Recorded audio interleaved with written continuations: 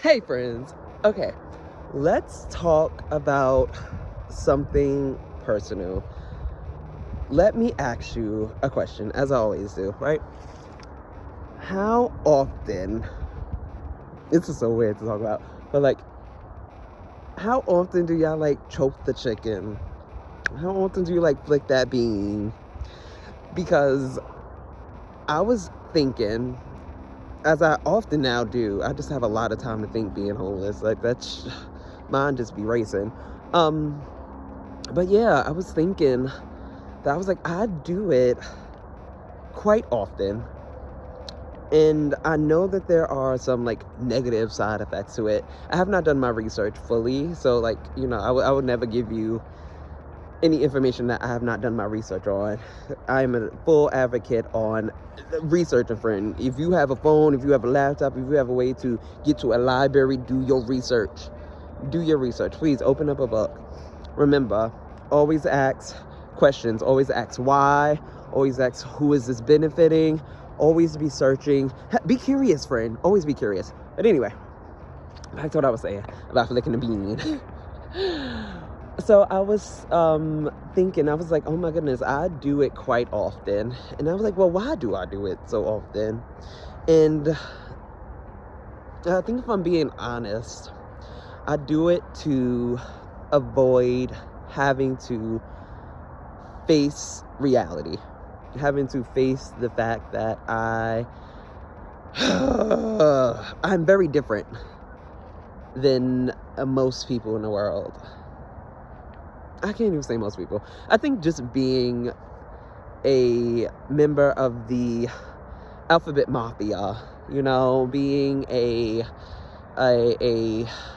fairy under a rainbow eating Skittles, you know, that my experiences in this world are very different than the average Joe. My way of having to connect and interact with people are very different, and sometimes, a lot of the times, and at least for me, it's very scary. I know I usually like when I get comfortable around people and I can tell them this, which I can tell y'all, friend, but I was just like, there are times where I am so deadly afraid, because I was like, I live so open. Like, I was like, I don't try to conceal myself. I don't try to conceal the fact of like, I was like, I am what I am, and if you ask me, I'm gonna tell you. But I was just like, there's always that fact that I was like, I know that people in this world do not accept that, and there are people in this world that will harm me simply based off that fact alone. So I was like, I think that's a part of the reason why I was like, I don't want to go out into the world and interact with people. And I use flicking the bean as a way to suppress that urge. Because when I notice when I don't do it and when I like retain it, I get such a feeling of like, I have to get up and I have to go out to the club. I gotta go out to the bar. Or like I have an urge just to be around a large group of people.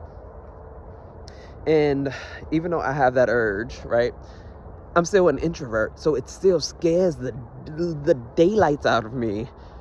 It still scares me, and it's so weird because when people meet me and I tell them, I was like, oh no, I'm an introvert, like, I try to stay by myself.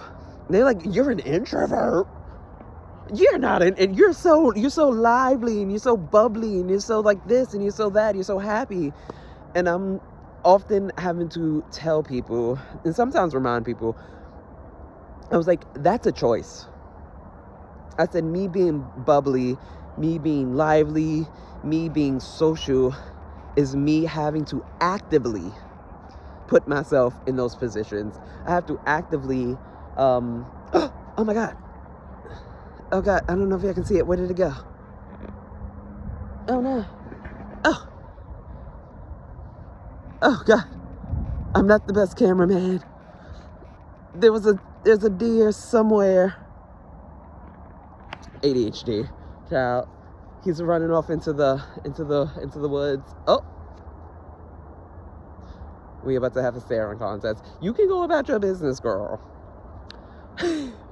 But anyway, I had to remind them that I was like, it's an active choice for me to be social. It's an active choice for me to be bubbly. It's an active choice for me not to want to shy away from things. But I was like, my natural instinct is to not be around people. And they're always so surprised when I say that. I used to be very depressed. And sometimes that depression still like gets to me. I call it the dark place. But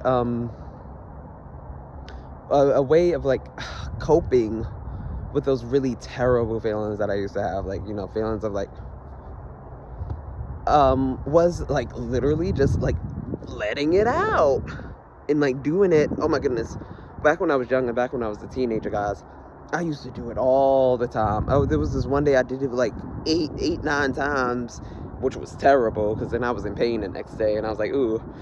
I was like, that's the limit. 7, cut it off. 8, 9, too much. But yeah, I use masturbation as a coping mechanism to escape the realities. Girl, we don't live in plural. But to escape the reality of my everyday life. And I think that it's just time to face the world, especially because I'm trying to create a new reality. I'm trying to create a new me. I'm trying to do things that are different, that scares me. I often say that the best way to grow is to be uncomfortable. And I think that this is something that I kind of need to like start taking more seriously and start learning the health and mental benefits of retention and just not doing it so often and just going out and socializing. And a part of me still feels so weird and so like, I kind of feel like a loser to say it, but I was like, it just feels weird not to have friends and not to want friends. But I think it's just time for me to do it. But yeah, that is just what was on my mind, was flicking the bean and the effects that it has on me mentally, physically, and just why I do it. Oh my goodness, this whole journey so far of doing something crazy and trying to just do better. I can't even say crazy, just wanting to do better for myself at any means necessary. Well, not any means necessary, but go into more eccentric ways of doing it. We'll say that. Has been very eye-opening, and I'm learning quite a lot about myself. Now, do I recommend it? I was like, if you can get to this point in life where you want to learn more about yourself without having to be homeless, I definitely suggest you do that, friend. Please don't be homeless, especially if you live in like certain parts of North America. It gets cold out here, and I'm not one for the cold, so here we are. I'm still doing it though. Another thing that I am trying to instill in myself is the phrase, it's hard but not impossible. I've noticed that I tend to shy away from things that I deem as hard, and then in my mind they are just unaccomplishable.